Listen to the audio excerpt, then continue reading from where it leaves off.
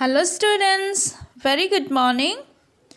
Today in this video we are going to learn the lesson number 11 of your English book, and the name of the lesson is A Page from Annie's Diary. आज हम आपके English book के lesson number 11 को पढ़ेंगे और lesson का नाम है ए पेज फ्रॉम एनीज डायरी, यानी एनी की डायरी का एक पृष्ठा यानी एक page. So, Annie is the name of a girl. Annie एक लड़की का नाम है और she used to write a diary. वो डायरी लिखा करते थे और उनके डायरी में से एक पेज हमारे पास से यहाँ पे बुक में लिखा है और उस पेज को आज हम पढ़ेंगे. So listen carefully and try to understand. ध्यान से सुनिए और समझने के लिए कोशिश कीजिए. Here, before going to the lesson, here we have a starter kit. Lesson में जाने से पहले एक starter kit दिया गया है. Now we will do the starter kit. Match the religions with their symbols. यहाँ पे दिया गया है कि धर्मों को, religions को उनके symbol के साथ match करना है. So first picture is of Buddha, and this is the symbol of Buddhism. And then second picture is of cross है और ये किसका symbol है? This is the symbol of Christianity. And the next third picture is of menorah. इसको menorah कहा जाता है और this is the symbol of Judaism. And then fourth picture is the picture of Nataraj, and this is the symbol of Hinduism. And the last picture, crescent and star. This is the symbol of Islam. So you have to do this starter kit. इस starter kit को आप अपने book में करना है. Now we will start the lesson. अभी हम lesson को start करते हैं. Annie Frank was a little Jewish girl. She was born in 1929 in Germany. During the Second World War, 1939 to 45, she had to live in hiding with her parents in a little attic. The family lived there for 2 years but were then caught and imprisoned by the Nazis. Annie died of typhus in March 1945. Annie Frank was a little Jewish girl.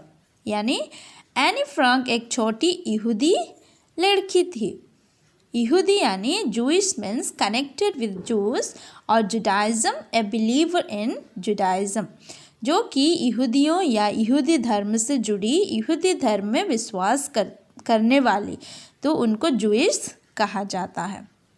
और Anne Frank का जन्म 1929 में Germany में हुआ था. द्वितीय विश्व युद्ध जो कि 1939 से 1945 तक हुआ, उसके दौरान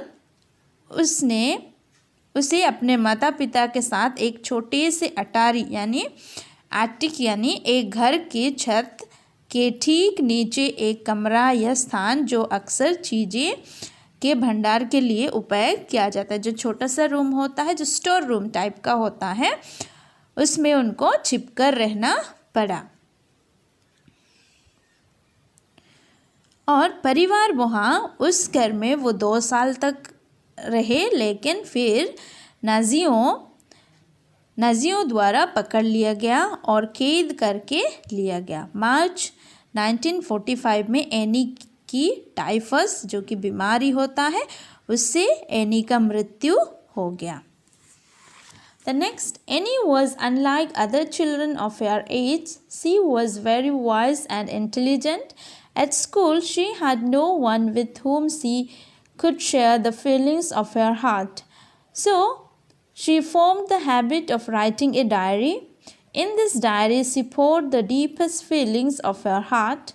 She named it Kitty and called it her dearest friend. Annie was then studying in a school at Amsterdam. Here is a page from this diary. Any अपने उम्र के अन्य बच्चों से अलग थी, यानी सी वॉज डिफरेंट. वो बहुत बुद्धिमान और बहुत बुद्धिमान थी। स्कूल में उसके पास कोई नहीं था जिसके साथ वो अपने दिल की भावनाओं को बात कर सकती यानी साझा कर सके, इसलिए उसे डायरी लिखने की आदत हो गई। इस डायरी में उसने अपने दिल की गहरी भावनाओं को लिखती थी। उसने इस डायरी को किटी नाम दिया और इसे अपने सबसे प्यारी दोस्त कहा। एनी तब एम्स्टर्डम के एक स्कूल में पढ़ रही थी।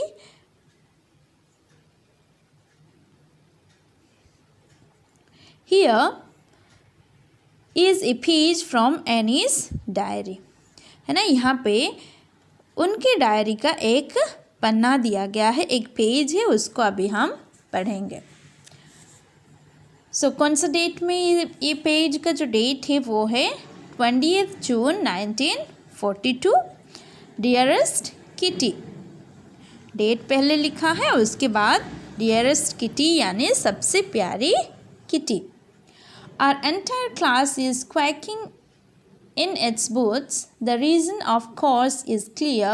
The results of the annual exam are going to be declared. It will decide who will move up to the next class and who will be kept back. Half the class is making bets from morning to night. It's you are going to pass. No, I am not. Yes, you are. No, I am not. हमारी यहाँ पे any अपने diary में ऐसे लिख रही है कि हमारी पूरी कक्षा इसके यानी जूते के कांप रही है ना, सभी के जूते कांप रही है, यानी quaking in its boots means shaking with fear and feeling very nervous, यानी डर से कांपना और बहुत घबराहट महसूस करना। पूरी क्लास क्या कर रहे हैं, डर से कांप रहे हैं और घबराहट महसूस कर रहे हैं। कारण सब जानते हैं, कारण स्पष्ट है। वार्षिक एनुअल एग्ज़ाम का रिजल्ट घोषित होने जा रहे हैं। यहाँ तक कि कौन अलग अलग कक्षा में जाएगा, यानी नेक्स्ट क्लास में कौन जाएगा और कौन वापस है ना फेल होके उसी क्लास में रहेगा, उसके बारे में आधी कक्षा दावा लगा रही है, यानी वो लोग बेट लगा रहे हैं। सुबह से रात तक ये है, आप पास होने वाले हो, नहीं मैं नहीं, हाँ तुम हो, नहीं मैं नहीं हूँ, ऐसा बात चल रहा है ना। सारे स्टूडेंट्स अपने आप एक दूसरे से पूछ रहे हैं क्या तुम पास होगे, अगले क्लास में जाओगे, वैसे करके। If you ask me, there are so many nominees that about a quarter of the class should be kept back, but who knows what the teacher will do. अगर आप मुझसे पूछे तो इतने बेवकूफ़ है कि लगभग 1/4 कक्षा को पीछे रखना चाहिए, क्योंकि बहुत बच्चे बुद्धिमान नहीं है, वो अच्छे नहीं पढ़ते हैं, तो क्या करना, 1/4 कक्षा को पीछे रखना चाहिए। लेकिन कौन जानता है कि शिक्षक क्या करेगा, है ना, टीचर क्या करेंगे। Next, I am not much worried about my girl friends and myself. I think we will make it. The only subject I am not sure about is maths. However, all we can do at the moment is wait. So यहाँ पे any अपने बारे में बता रही है, मैं अपनी जितने भी गर्ल्स फ्रेंड्स है ना, जितने भी मेरे दोस्त हैं और अपने बारे में ज़्यादा चिंतित नहीं हूँ। मुझे लगता है कि हम सफल करेंगे, कि हम पास हो जाएंगे। एकमात्र एक ही विषय जिसके बारे में मैं निश्चिंत नहीं हूँ वो गणित है, यानी मैथ से। हालांकि इस समय हमें केवल प्रतीक्षा कर सकते हैं, यानी हम केवल इंतज़ार कर सकते हैं, रिजल्ट आने के बाद पता चलेगा। I get along pretty well with all my teachers. There are 9 of them, 7 men and 2 women. Mr. Kissing, the maths teacher, was annoyed with me for ages because I talked so much. After several warning, he assigned me extra homework. I was asked to write an essay on the subject a chatterbox. मैं अपने सभी शिक्षकों के साथ बहुत अच्छा व्यवहार करता हूँ। इनमें 9 हैं, यानी उनके टीचर्स 9 हैं, 7 पुरुष और 2 महिलाएं। गणित के शिक्षक मिस्टर केसिंग मुझसे सदियों से नाराज थे क्योंकि मैं बहुत बातें करता था। कई चेतावनियों के बाद उसने मुझे अतिरिक्त होमवर्क सौंपा, यानी बहुत ज़्यादा होमवर्क दे दिया। मुझे एक चैटर बॉक्स विषय पर निबंध लिखने के लिए कहा गया है, यानी कहा गया था।